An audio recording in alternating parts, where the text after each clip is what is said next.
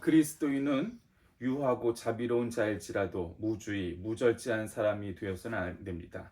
사랑해야 할 자를 사랑하는 동시에 비판하고 혹은 증오해야 할 자를 또한 그렇게 해야만 합니다. 왜냐하면 죄를 묵인하고 악을 벗으로 삼을 수 없기 때문입니다.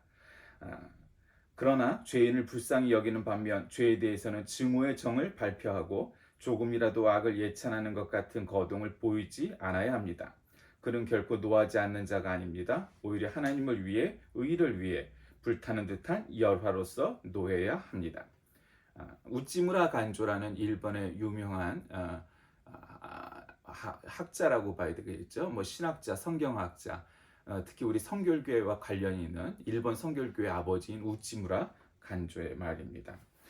오늘 읽은 본문은 원래 다윗의 시라고 알려져 있는데 특히 시편 40편의 내용하고 사실은 많이 비슷합니다.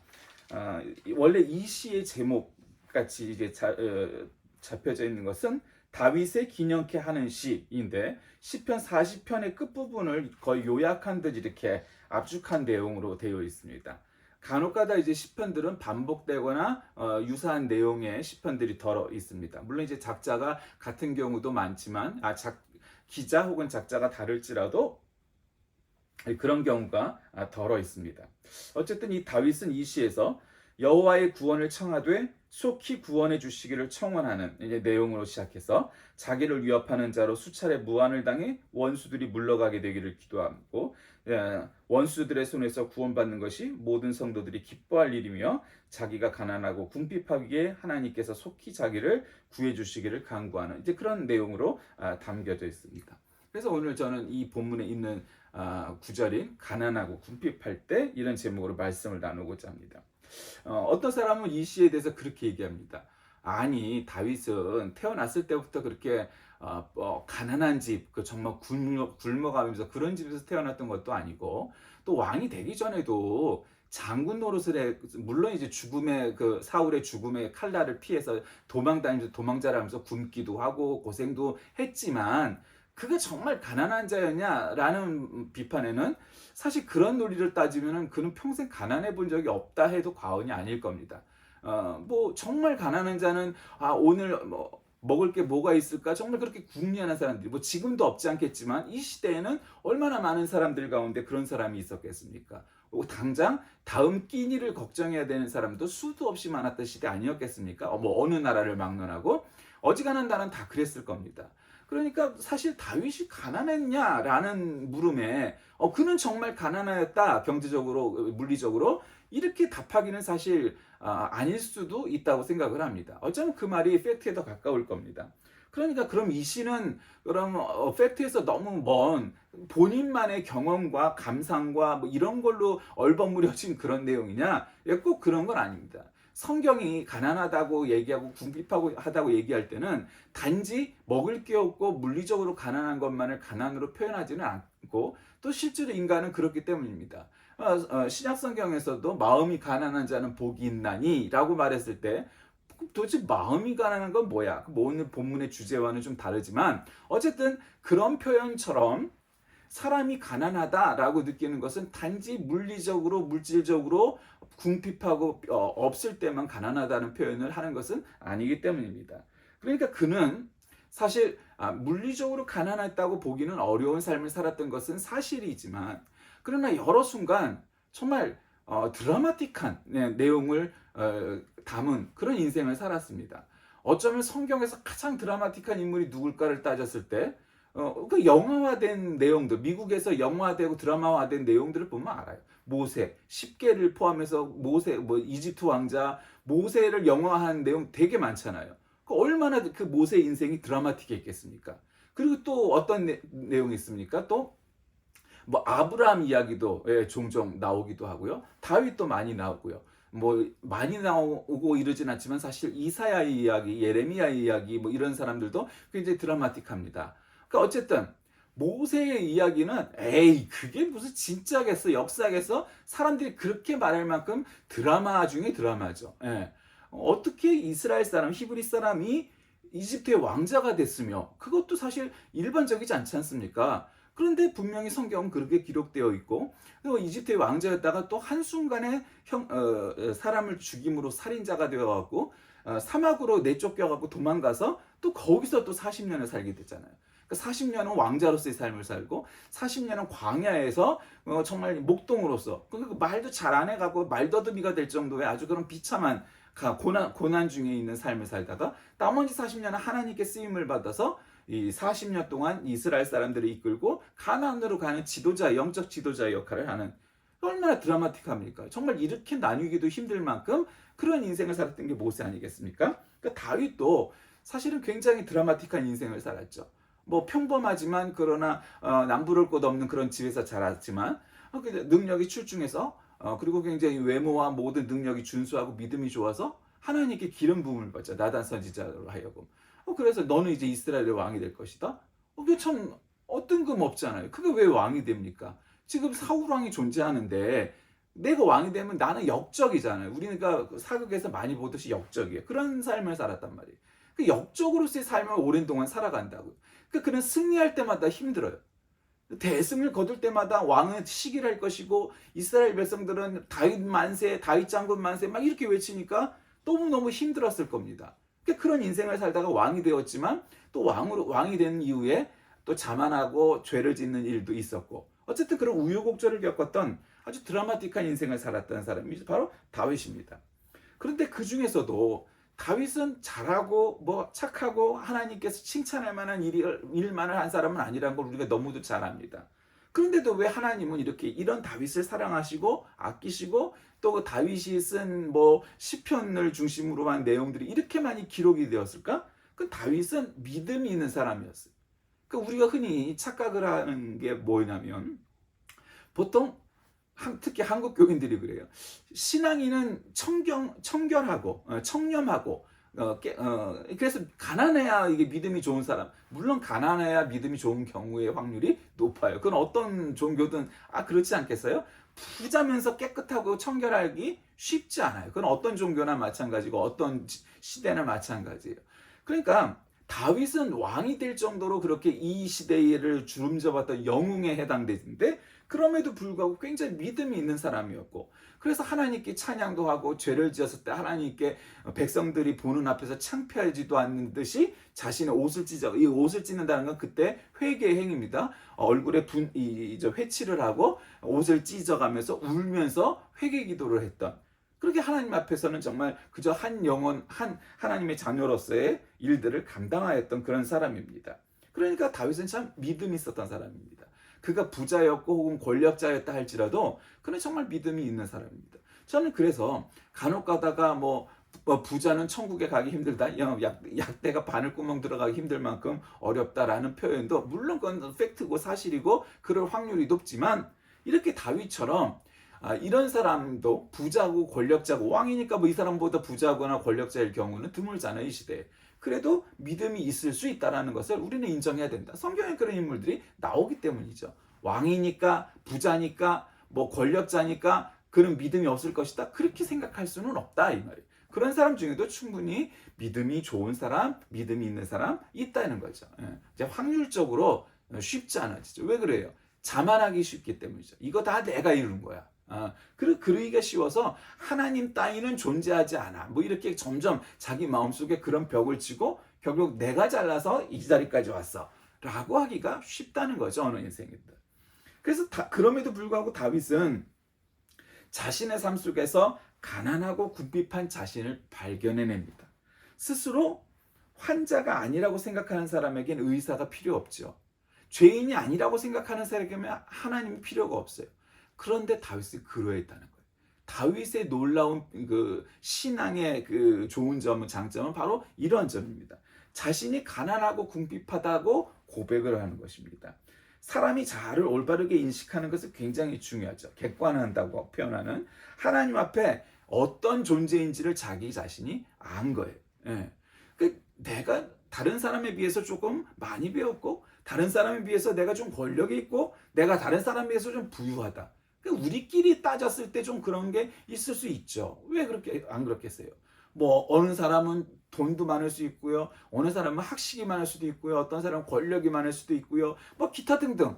예, 그럴 수 있겠죠. 그런데 하나님 앞에서 그런 게 무슨 의미가 있느냐? 의미 없다. 의미 없다. 그거를 알았다는 거예요. 그러니까 자신은 하나님 앞에서 보잘것없는 존재라는 것을 인식했다. 자신의 위치를 한 다윗은 나의 주는 나의 도움이시라고 고백을 합니다. 하나님은 사람을 죽이기도 혹은 살리기도 하시고 상하게도 하시고 낫게도 하시는 분이다, 이렇게 표현합니다. 결국 그분은 생사와 화복을 주관하시는 하나님이시기에 내가 하나님께 할 수 있는 것은 하나님을 찬양하고 의지하고 기도할 일밖에 없다. 그러니 지체치 말고 나의 도움이 되어 주소서, 이렇게 기도하는 거죠. 그러니까 참 이에게는 다윗에게는 바로 그와 같은 일들이 평상이었습니다. 그러니까 그는 그 삶의 자신 속에서 하나님이 나를 건지소서, 여호와여 속히 나를 도우소서, 나는 가난하고 궁핍하오니 속히 내게 임하소서, 이런 마음으로 진짜 그렇게 살았다는 거예요. 여러분, 그게 쉽겠습니까? 물론 사람들이 보는 앞에서 얼마든지 그럴 수 있습니다. 미국의 대통령은 그 마음속에 실제로 뭐 믿음이 있든지 없든지 간에 전통적으로 모든 사람들이 헌법이 아니라 성경책 위에 자신의 손을 올리고 대통령 선서를 합니다. 그럼 믿음이 있든지 없든지 관계가 없어요. 우리가 생각할 때 뭐 예를 들면 근세에 현대에 와서 가장 믿음이 좋았던 대통령을 꼽으라면 지미 카터 대통령을 꼽을 겁니다. 그는 대통령에서 사실 대통령을 재선을 못하고 고향으로 내려갔지만 그러나 거기서 교회학교 교사를 계속했다는 것 아닙니까? 여러분, 그거 참 쉬운 거 아닙니다. 그는 정말 믿음이 좋은 사람이었어요. 그리고 그 이후에도 실패한 대통령이라는 낙인이 사실 찍히면서 백악관을 나왔지만 그 이후에도 북한이라든가 여러 군데를 돌아다니면서 평화의 전도사로 삶을 살면서 어쩌면 그의 인생은 대통령으로서는 그리 성공적이지 못하다라는 평을 들었을지 몰라도 그의 삶 전체는 굉장히 평가를 받는 사람이었고, 특히 신앙적인 입장에서 봤을 때는 그는 정말 좋은 믿음을 가진 대통령이었다, 사람이었다, 이렇게 평가를 받는 사람 중에 하나죠. 그런 사람도 역시 성경책 위에 손을 얹고 선서를 하고, 사실 우리가 봤을 때 저게 믿음이 있을까 이렇게 생각되는 사람들이 있어요. 그럼 내가 좋아하냐 안 좋아하냐 관계가 없어요. 예를 들면 도널드 트럼프도 그랬어요. 근데 참 도널드 트럼프를 보면 저게 진짜 믿음이 있을까 이런 생각 왜 안 들겠습니까? 그리고 사실 성공적인 대통령이 됐지만 저 사람이 정말 믿음이 좋을까 의심받는 사람들이 있어요. 근세에는 좀 이렇게 대부분 민주당 계열이 많죠. 뭐 오바마라든가 뭐 또 그런 대통령들이 사람은 괜찮고 능력은 좋은데 믿음이 정말 있나? 이게 사실 오해가 될 만한 그런 일들이 많았어요. 실제로 뭐 오바마는 교회도 잘 주일날 대통령에서 안 나간 일도 있고 뭐 그 내막까지는 우리가 정확히 모르겠습니다만 어쨌든 그래요. 또 뭐 클린턴도 마찬가지고요. 둘 다 재선을 해갖고 대통령으로서는 성공적으로 살았다 할지라도 사실 그들이 믿음이 좋은 사람이었을까라는 데는 사실 물음표가 달리는 사람들이었습니다. 그러니까 그렇게 대통령들이 헌법책이 아닌 성경책 위에 손을 얹고 선서를 하는 것은 굉장히 중요하죠. 그건 미국의 전통입니다. 그러니까 많은 미국 대통령이 그렇게 하지만 모두가 정말 믿음이 좋은 사람일까? 그거는 알 수 없는 거죠. 그럼에도 불구하고 다윗은 그런 정도의 뭐 시시껄렁하게 저 왕이 믿음이 좋은 사람일까 아닐까 논하기 이전에 이스라엘의 역대 왕 중에 가장 믿음이 좋은 왕이었다, 이렇게 손꼽히는 겁니다. 그러니까 그는 결국 예수님이 조상이 된 거죠. 다윗 왕조가 된 것도 위대하잖아요. 여러분, 한 왕조를 이렇게 창업을 한다고 보통 표현하죠. 사극에서 보면 왕조를 창업하는 것, 대표적으로 왕건이나 이성계가 그 드라마에 굉장히 많이 나오잖아요. 여러분, 아무리 그들을 뭐 비난하고 비판하는 의견이 있을지라도 그들이 정말 난 인물이라는 것을 우리가 부인할 수는 없어요. 그러니까 그 사람들이 한 왕조를 창업을 하죠. 그리고 역사에서 미화되고 기록하고 승자니까 그렇게 한 면도 없지 않겠지만 그만한 능력이 있었으니까 한 왕조를 창업했을 거라고요. 다윗 왕조라면 뭐예요? 초대왕 사울과는 사실 뭐 이스라엘의 2대 왕인 건 사실이지만 전체적으로 봤을 때 사실은 다윗 왕조의 초대왕이 다윗이에요. 그러니 우리나라로 따지면 왕건이나 이성계쯤 되는 그런 인물이라는 거죠. 그리고 그 왕조를 갖다 창업을 했고, 또 중요한 것은 그의 아들 솔로몬을 믿음으로 낳아서 정말 지혜가 뭐 아주 뭐 놀라운 지혜로운 왕이 아주 지혜로운 사람의 대표인 솔로몬을 갖다 낳지 않습니까? 그래서 이스라엘의 최전성기가 언제냐? 뭐 다윗 이전과 이후 모두를 따져서 지금이 아니라 지금 현대 이스라엘도 사실 만만치 않잖아요. 미국도 막 함부로 할 수 없는 나라잖아요. 그럼에도 불구하고 이 다윗 시대가 이스라엘 이 국가의 가장 최전성기다 이렇게 표현할 수 있을 만큼 이 다윗 왕조 시대에는 가장 번성한 나라 중에 하나였어요. 그 나라 자체가 크진 않지만 뭐 예를 들면 뭐 일본이나 뭐 영국이나 뭐 이런 뭐 또 최근에 한국이 그렇게 올라서려고 하고 있는 이런 작지만 굉장히 강한 뭐 소위 말한 강소국에 해당되는 나라가 바로 이스라엘이었어요. 그 주위에서 이때 당시 이스라엘을 침략해 올 수가 없었어요. 그만큼 이스라엘이 강했기 때문에. 그러니까 다윗 왕은 왕으로선 뭐 정말 성공적인 왕이라는 것이 뭐 말할 나위가 없어요. 그러나 그가 정말 믿음의 관점에서 봤을 때 그런 사람이었느냐? 믿음으로도 그러했다는 거예요. 여러분 그게 그의 위대함이에요. 여러분 그 쉬운 게 아니에요. 사람은 말이죠. 조그만 성공, 조그만 승리하면은 야 내가 잘나서 이렇게 됐어 뭐 이렇게 하기가 쉬워요. 근데 내가 잘나서 했어 하는 자신감을 갖는 사람도 있지만 하나님이 나와 함께 하시니 내가 고민하지 않고 걱정하지 않고 너무 고민하거나 걱정하지 않고 하나님께 의지하게 하는 그러한 자신감을 갖고 살아갈 수가 있는 게 그리스도인이에요. 여러분 사실 성경에 보면 정말 찢어지게 가난하고 가진 거라고는 겉옷대기 하나밖에 없고 지팡이 하나 갖고 사막을 누비며 굶어가면서 뭐 이스라엘의 예언자들이 대부분 그런 삶을 살았던 거예요. 거지같이 살았던 거예요. 뭐 이 옛날 구약 시대뿐만 아니라 우리가 잘 아는 마틴 루터 있잖아요. 마틴 루터의 그 초상화를 보면 코도 굉장히 이렇게 높고 굉장히 고집이 강하게 생긴 넙더디한 얼굴을 한 사람이 마틴 루터예요. 그런데요, 그는 이제 체형이 그렇게 태어나서 그렇지. 마틴 루터는 정말 딱딱한 돌구덩이 같은 그런 침대 위에서 딱딱한 침대에서 잤어요. 보통 서양 사람들이 그런 침대에서 못 자잖아요. 뭐 나무 바닥에서도 뭐 딱딱해서 못 잔다고 하는 게 서양 사람인데 그런 데서 자면서 하루에 4시간 이상으로는 자지도 못하고 하루에 2끼도 간신히 소식을 해가면서 살았던 게 마틴 루터예요. 그러니까 그는 수도사였으니까 그런 삶을 살면서 배부르지도 잠도 제대로 못 자면서 노동을 해가면서 기도해가면서 그런 금식과 그냥 아주 고생스러운 삶을 살았던 게 그 당시 중세시대의 그런 삶이었어요. 그러니까 그런 걸 하면서도 그는 자신의 믿음을 지키려고 노력을 했고 근데 가만 보니 이 교권을 가진 교황청을 중심으로 너무 이 문제가 커진 거예요. 죄가 있으면 야 괜찮아 헌금하면 쨍그랑 소리가 떨어지는 순간 너의 죄는 다 없어질 거야. 뭐 이런 식의 표어를 달아가면서 사람들을 현혹하고 뭐 추기경, 대주교 뭐 이런 사람들 중에 뭐 마누라가 아니라 여러 첩을 두고 그래서 그 아이들을 낳아서 기를 데가 없으니까 수녀들을 통해서 고아원을 만들고 뭐 그랬다는 말이 있을 만큼 아주 그냥 여러 가지로 문제가 많았어요. 그러니까 결국 종교개혁이 나온 거 아니겠어요? 오죽했으면 그랬겠어요. 여러분 이 유럽 사람들이 뭐 그런 거에 안 강할 것 같지만 그렇지 않아요. 이 신교도라는 것만으로도 굉장히 개신교라는 것만으로도 굉장히 비판받았고 욕을 먹었고 그것 때문에 전쟁도 하잖아요. 유럽에서 30년 전쟁이라는 것들이 구교와 신교가 서로 싸운 전쟁이 바로 30년 전쟁이에요.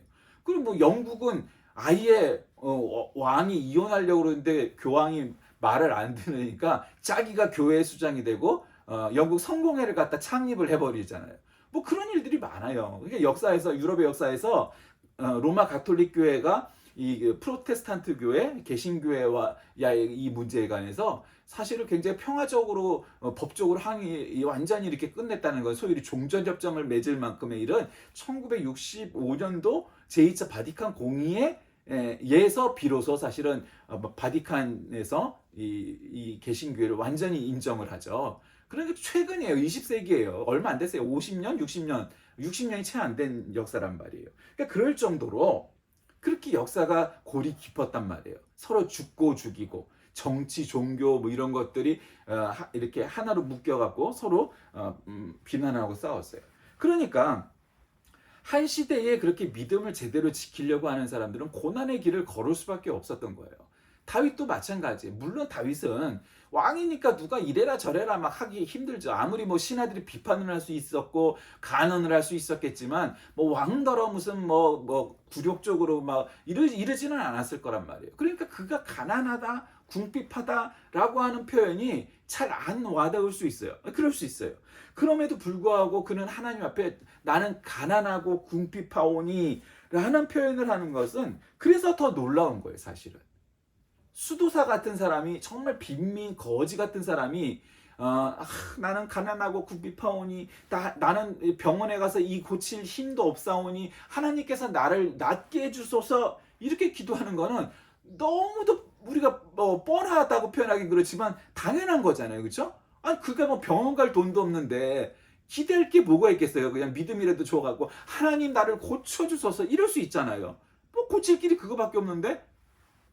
왜냐하면 이때 당시에는 가난하면 당연히 뭐 병이 들으면 가난할 수밖에 없어요. 일을 못 하는데 어떻게? 지금도 마찬가지지만 지금은 뭐 여러 지인들 있고 친척도 있고 보험도 있고 뭐 그런 저런 거가 있으니까 TV 한번 또 잘 나오면 또 뭐 그런 게 또 될 수 있고 뭐 그런 거예요.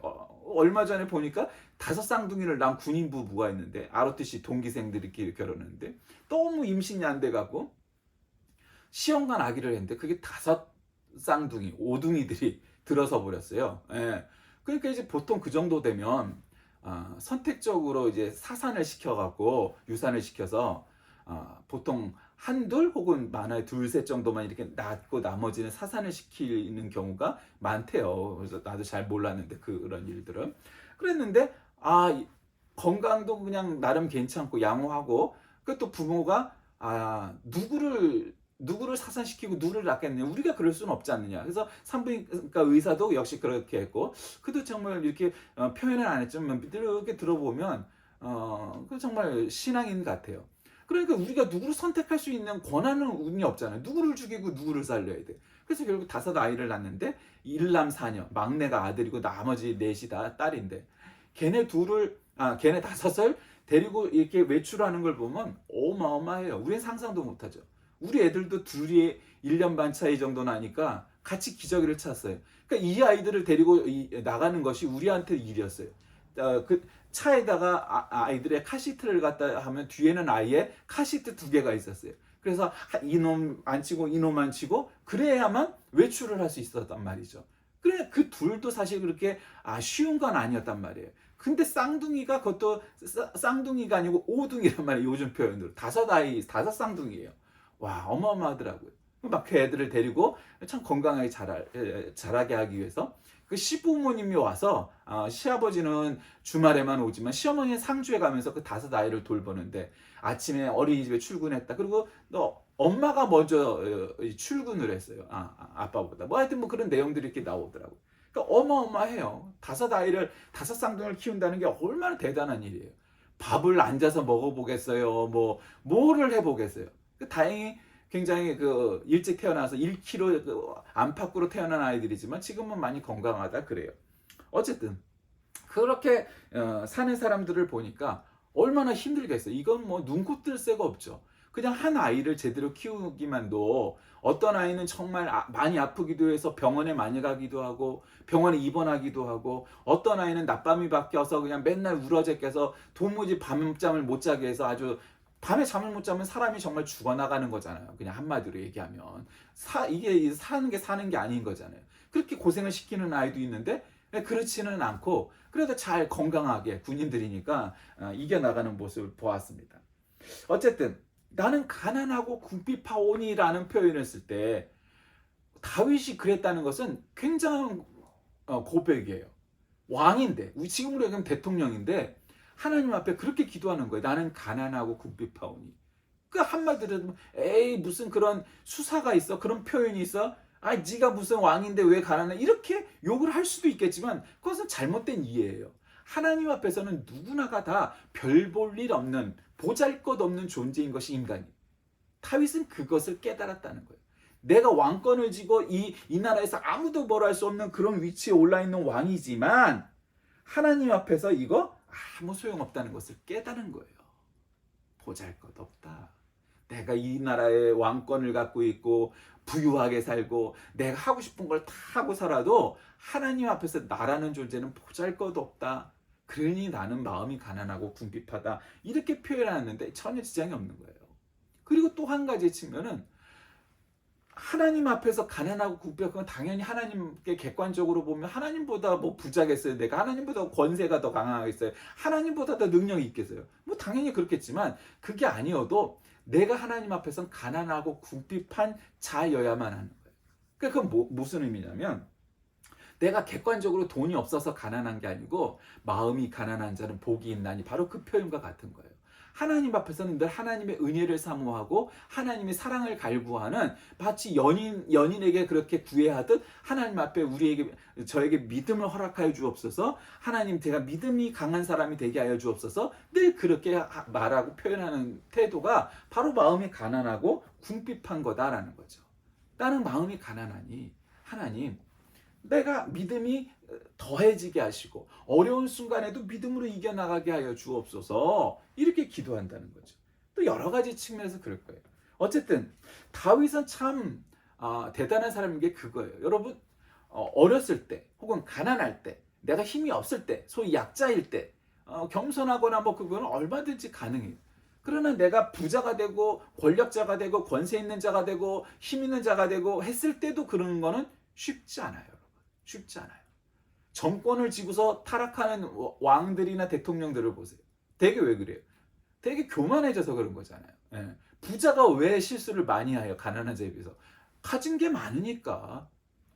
그러니까 당연히 죄를 지을 확률이 훨씬 더 높아지는 거예요. 막 얼마 전 끝난 그 재벌집 이야기를 다룬 드라마에서도 뭐 보통 그냥 가족을 죽이고 뭐 이런 게 막 비일비재하게 나오잖아요. 뭐 교통사고 내 갖고 죽이고 뭐 해서 죽이고 예, 뭐 아니 눈 하나 깜짝 안 하고 죽여요. 그냥 그것도 굉장히 인간적으로 아우 저럴 수도 있겠어 이런 죽음이 아니고 너 따위는 죽여도 돼? 뭐 이런 것들이에요. 그러니까 왕가나 뭐 왕자의 난이 뭐 이런 왕가나 그런 재벌가여서는 사람을 하나 죽이는 것이 그렇게 눈 하나 깜짝 안 하고 죽일 만큼 실제로 그런 팩트가 많잖아요. 사실들이. 뭐 가난한 집에서 자식들끼리 싸우겠어요? 안 싸워요. 왜? 아니 싸워봐야 그건 뭐 하겠어요. 그게 뭐가 뜯어먹을 게 없는데. 그러니까 뭐 그럴 필요가 없는 거예요. 그러나 왕자들이나 재벌집 아들들은 그건 얘기가 다르죠. 이 싸움에서 내가 승리를 해야 내가 이 왕권을 갖는데 이렇게 생각을 하는 거래요. 가란 말이에요. 그러니까 다윗은 하나님 앞에서 나는 가난하고 궁핍한 존재구나라는 것을 깨달았다는 거예요. 그것이 굉장히 중요한 거예요. 말씀을 정리합니다. 성도는 다윗처럼 원수의 싸움에서 하나님께 기도로 대신 싸워주실 것을 간구해야 됩니다. 오늘 시편의 기반이 그거 아니겠어요? 다윗은 장군으로서 군인으로서 늘 적들과 싸워야 했어요. 근데 모든 싸움이 내가 유리하고 우리 군사가 많고 항상 그랬겠어요? 이 시대에는 완전히 다윗이 왕이 된 이후처럼 그렇게 아주 전적으로 이 이스라엘이 강국이 된 때는 아니에요. 사울은 굉장히 처음에는 준수했어요. 어쩌면 다윗과 쌍벽을 이룰 만큼 아주 준수한 인물이었어요. 아주 똑똑하고 능력도 많았어요. 근데 그가 왕이 되면서 다윗하고 달라진 거죠. 뭐 이 다음에 한번 그럴 기회가 되면 그거를 비교해 보겠지만 사울과 다윗은 사실 왕이 되기 전에 다 똑같이 준수한 사람이고 능력이 있는 사람이었어요. 그런데 다윗은 왕이 돼서도 실수하고 죄를 지었지만 그런 것을 계속 유지해서 나는 마음이 가난하고 궁핍하다고 하나님께 고백함으로 인해서 계속 그렇게 지켜나갔지만 사울은 다윗이 저기 나한테 도전해 올 것 같아. 다윗은 안 그랬거든요. 그럼에도 불구하고 다윗을 죽이려고 했고 굉장히 자꾸 판단력이 흐트러져서 결국 자기 아들에게 왕위를 물려주지를 못하고 그대로 끝나버리는 인생을 살게 되잖아요. 그러니까 다윗은 같은 왕이어도 사울과 같은 길을 걷지 아니하고 믿음의 사람으로 끝까지 남았다. 그러면서 늘 적과의 싸움에서 이렇게 하나님께 노래를 하는 거예요. 그러니까 기도하고 찬양했다는 거예요. 다윗은 하나님 나에게 이런 적이 있사오니 나를 적의 칼날에서 내가 피하게 하시고 이 싸움에서 이기게 하시고 뭐 이렇게 늘 찬양하고 기도했다는 거예요. 성도들은 여러 가지 화를 낼 수도 있고 어려운 순간에 분할 수도 있고 울 수도 있고 뭐 어쩌고 저쩌고 뭐 얼마든지 사람이야 그럴 수 있어요. 그 문제는 이 세상을 살면서 어려운 순간 위기 뭐 이런 것이 올 때마다 하나님 앞에 고백을 하고 나는 마음이 가난하고 궁핍하오니 하나님 나를 구원하여 주옵소서, 나에게 은혜를 허락하여 주옵소서, 이렇게 기도하는 사람이 되어야 된다는 거죠. 본시에서 다윗이 하나님 말이 우리 인간에게 있어 진정한 도움이 된다는 고백을 하죠. 인생에게는 힘이 없습니다. 여러분, 이게 굉장히 중요한 거예요. 이게 믿음이에요.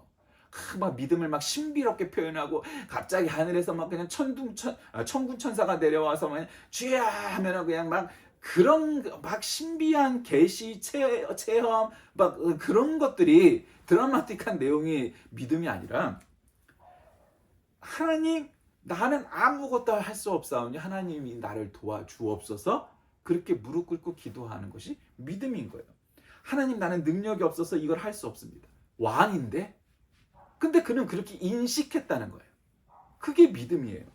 성경은 도울 힘이 없는 인생에게 도움을 주시는 분이 하나님이시라고 말씀하고 있습니다. 자기 스스로 해결할 힘이 있는 사람은 하나님이 필요가 없어지는 거예요. 그러니까 하나님께 기도하지 않아요. 그러므로 다윗은 인간을 의지하지 않고 항상 하나님께 도움을 호소한 사람이었기 때문에 믿음의 사람이었습니다. 우리도 다윗과 같이 하나님만이 우리의 유일한 도움심을 믿고 깨달아 그분만 의지하는 저와 여러분이 다 되시길 주의 이름으로 간절히 기도합니다.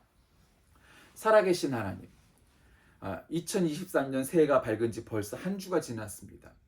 세월은 이토록 빨리 흐르는데 우리는 그 세월에 쫓아가지 못하는 듯합니다.